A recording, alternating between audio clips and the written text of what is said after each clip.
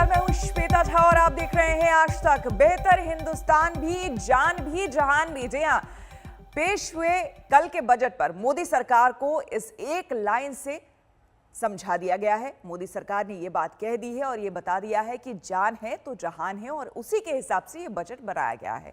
Corona के संकट काल में वित्त मंत्री ने लोगों की सेहत के साथ साथ उनके विकास का पूरा ध्यान रखा है। कोशिश की गई कि हर सेक्टर को कुछ ना कुछ मदद दी जाए ताकि अर्थव्यवस्था का पहिया पहले जैसी रफ्तार पा सके।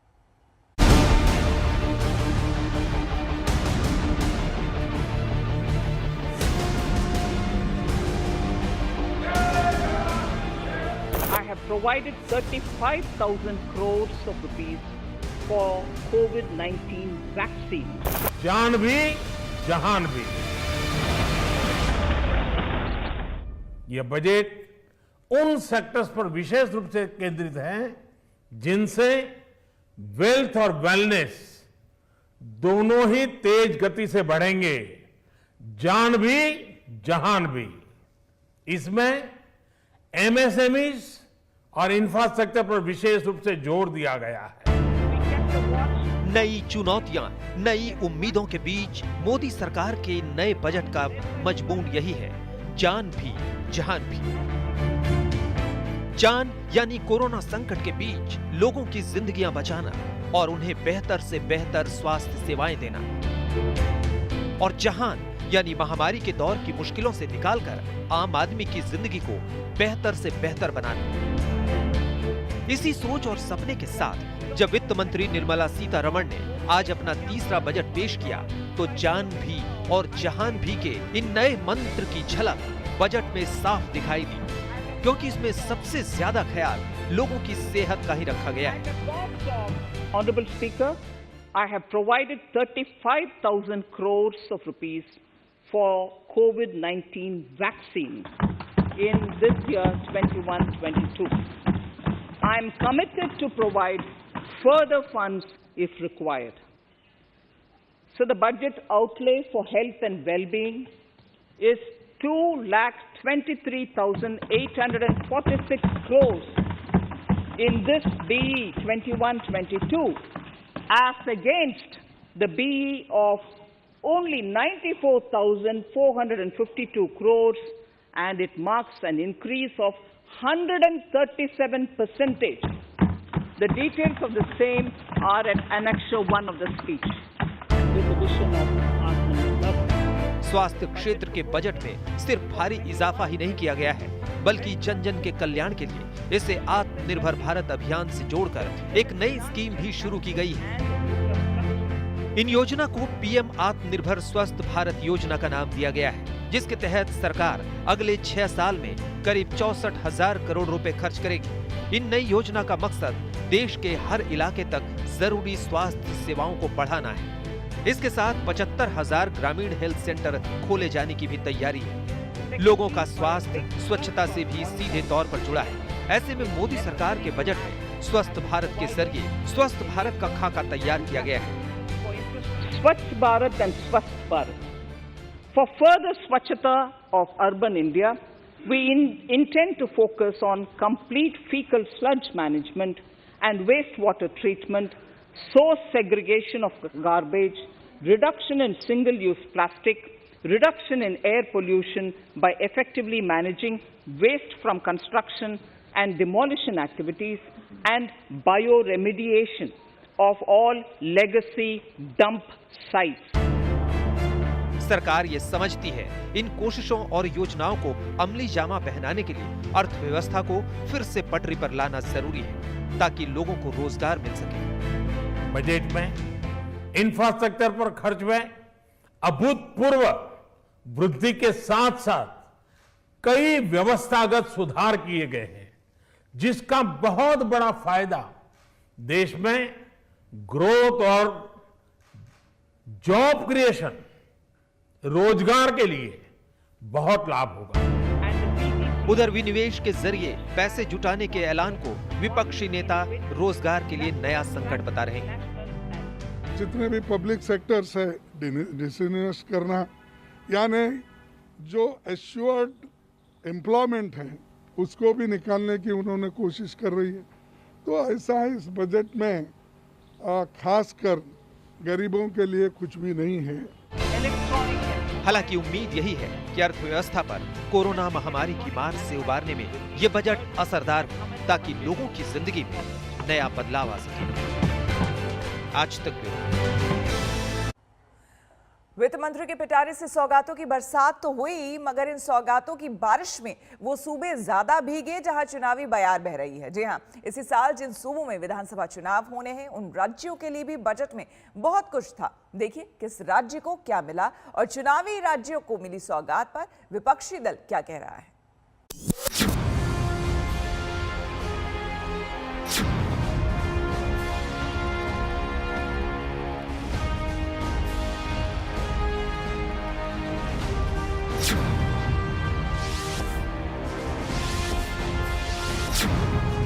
वित्त मंत्री निर्मला सीतारमण का बजट वाला टैब लॉगिन हुआ तो टैब से निकलती गई सौगातें उन राज्यों के लिए जहां इसी साल विधानसभा चुनाव होने हैं। इस बजट में दक्षिण के हमारे राज्य, पूर्वोत्तर के हमारे राज्य और उत्तर में लेह लद्दाख जैसे क्षेत्रों में विकास पर विशेष ध्यान दिया है। ये बजट भारत के कोस्टल स्टेट्स जैसे तमिलनाडु, केरल, पश्चिम बंगाल, इनको एक बिजनेस पावर हाउस बनाने की दिशा में एक बड़ा कदम उठाए। नॉर्थ ईस्ट के राज्य जैसे असम के अनएक्सप्लोर्ड पोटेंशियल को टैप करने में बजट बहुत बड़ी मदद करेगा। वित्त मंत्री के डिजिटल पिटारे से तमिलनाडु के लिए जो निकला वो देखिए। तमिलनाडु में नेशनल हाईवे प्रोजेक्ट और इकोनॉमिक कॉरिडोर बनाया जाएगा। इसमें 1.03 लाख करोड़ रुपए का खर्च आएगा। ये 3500 किलोमीटर नेशनल हाईवेज प्रोजेक्ट होगा। 3,500 kilometer of national highway works in the state of Tamil Nadu at an investment of 1.03 lakh crores. वित्त मंत्री के डिजिटल पिटारे से बंगाल के लिए भी हाईवे बनाने की योजनाएं निकली। कोलकाता सिलीगुड़ी के लिए भी नेशनल हाईवे प्रोजेक्ट बनेगा। इस हाईवे प्रोजेक्ट पर 25,000 करोड़ रुपए खर्च होंगे। पश्चिम बंगाल में 675 किलोमीटर लंबा हाईवे बनेगा। इसमें कोलकाता सिलीगुड़ी रोड का रिपेयर भी शामिल होगा। बंगाल के चाय मजदूरों के लिए 1,000 करोड़ का ऐलान। 675 kilometer of highway works in the state of West Bengal at a cost of 25,000 crores, including upgradation of existing roads, Kolkata Siliguri. Bengal के अलावा केरल और असम के लिए भी योजनाओं की बारिश हुई। केरल में 65,000 करोड़ रुपए के निवेश से 1100 किलोमीटर लंबे नेशनल हाईवे का निर्माण होगा। मुंबई कन्याकुमारी कॉरिडोर भी इसका हिस्सा होगा। असम में 1300 किलोमीटर लंबे नेशनल हाईवे बनाने का ऐलान है। ये हाईवे 3 साल में बनकर तैयार होंगे।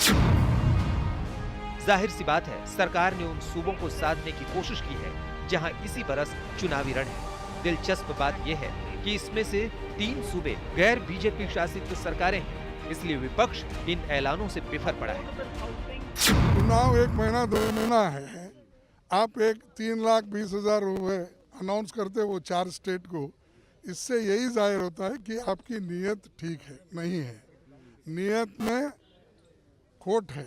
I'm happy about the announcements, but unfortunately these states are going to face a major assembly polls in which the BJP is eyeing at. And I think this is a purely political drama where Kerala, West Bengal, Assam and Tamil Nadu are included in the national highway budgets. But I don't think for the last many years these projects have taken off, and this would be something would be like a kind of eyewash in the election scenario in front of the assembly election polls. Bus is traveling from Kerala to Tamil Nadu to Bengal and to Assam. That's the only thing which came about. It's clearly an attempt to to curry favor with the states which are going to poll. विपक्ष चाहे जो कहे, मगर सरकार के ये ऐलान चुनावी राजनीति में कितने फायदेमंद साबित होंगे, ये देखने वाली बात होगी। आज तक ब्यूरो। महाराष्ट्र के यवतमाल में बच्चों की जान के साथ खिलवाड़ हुआ। छोटे छोटे बच्चों को पोलियो ड्रॉप की जगह सैनिटाइजर पिला दिया गया। 12 बच्चों की तबीयत खराब हो गई है, उन्हें अस्पताल में भर्ती कराया गया है। ये घोर लापरवाही यवतमाल के घटंजी प्राइमरी हेल्थ केयर सेंटर में हुआ है। बताया जा रहा है कि सैनिटाइजर पीने के बाद बच्चों को उल्टियां हुई। प्राइमरी हेल्थ केयर सेंटर के हेल्थ ऑफिसर, आंगनबाड़ी वर्कर, आशा वर्कर को सस्पेंड कर दिया गया है। यहाँ पे 12 बच्चों को पोलियो ड्रॉप की जगह सैनिटाइज़र दिए थे। वो उनको वापस बुला के वापस पोलियो के डोज वापस देने में आए। उसमें से एक बच्चे को नौजिया और वोमिटिंग हुई और उसके बाद उनको जीएमसी में दाखिल किया गया। और उसमें से एक बच्चा जिसको उल्टी हुई थी उसकी प्रकृति अभी स्थिर है और बाकी बच्चों की भी प्रकृति स्थिर है। रुक करेंगे अगली खबर का। म्यांमार में वही हुआ जिसका खतरा कई दिनों से मंडरा रहा था।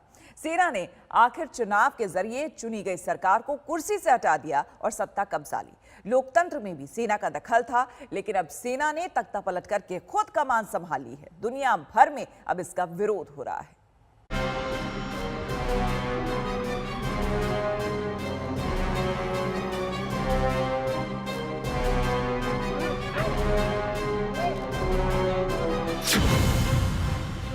बर्मा में सेना ने किया तख्ता पलट।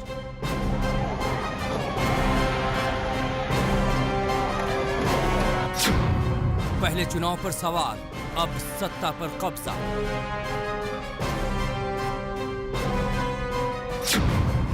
लोकतंत्र की छोटी उम्र, फिर तानाशाही की आहट।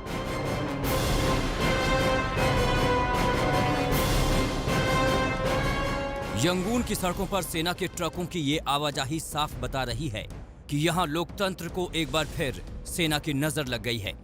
कुछ हफ्तों की खींचतान के बाद आखिर सेना ने यहां सत्ताधारी party national league for democracy यानी एनएलडी को सत्ता से बाहर करके कमान अपने हाथ में ले ली। आंग सान सू की समेत एनएलडी के सभी बड़े नेता गिरफ्तार कर लिए गए।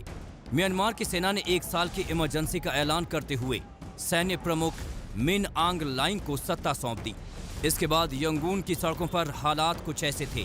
कई अहम सड़कों को बंद कर दिया गया था। बैरिकेडिंग के पीछे कतार से सेना की बख्तरबंद गाड़ियां खड़ी दिखी। यंगून सिटी हॉल के बाहर सन्नाटा पसरा था और यहां भी सेना की मौजूदगी थी। इन सब के बीच डरे सहमे लोग आने वाले दिनों की मुश्किलों को सोचकर खाने पीने का सामान जुटाने में लग गए। सुपर बाजार के बाहर कतार लग गई। सत्ताधारी पार्टी के सांसदों को उनके घरों से गिरफ्तार कर लिया गया। सोशल मीडिया पर कुछ तस्वीरें आईं, मसलन एक ये जिसमें सांसद पापा हान को उनके घर से गिरफ्तार किया गया है। एक कार में बैठाकर उनको ले जाया गया जिसके पीछे सेना का ट्रक चल रहा था।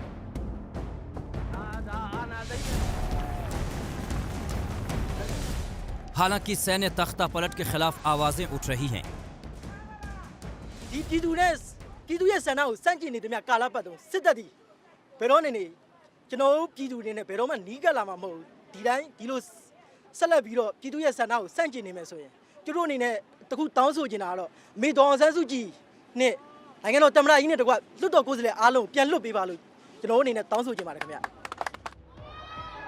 बर्मा के सैन्य तख्ता पलट को लेकर कई देशों में प्रदर्शन हुए। बैंकॉक में इसके खिलाफ लोग सड़कों पर उतरे। उधर जापान में भी प्रदर्शन किया गया। संयुक्त राष्ट्र ने भी बर्मा के तख्ता पलट पर चिंता जताई है। These developments represent a serious blow to democratic reforms in Myanmar.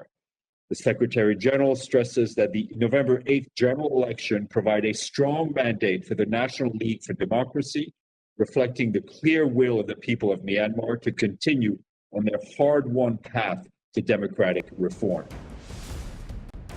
चुनाव के नतीजों पर सवाल उठाने के बाद से ही लग रहा था कि बर्मा में सेना लोकतंत्र का गला घोंटने की तैयारी में है और आखिर में ये सच साबित हुआ। आज तक ब्यूरो। नमस्कार, मैं हूं अंजना ओम कश्यप। हमें उम्मीद है ये वीडियो आपको पसंद आया होगा। लेटेस्ट खबरों के लिए यूं ही देखते रहिए आज तक और इस वीडियो के पसंद आने पर लाइक, शेयर एंड सब्सक्राइब करना ना भूलें।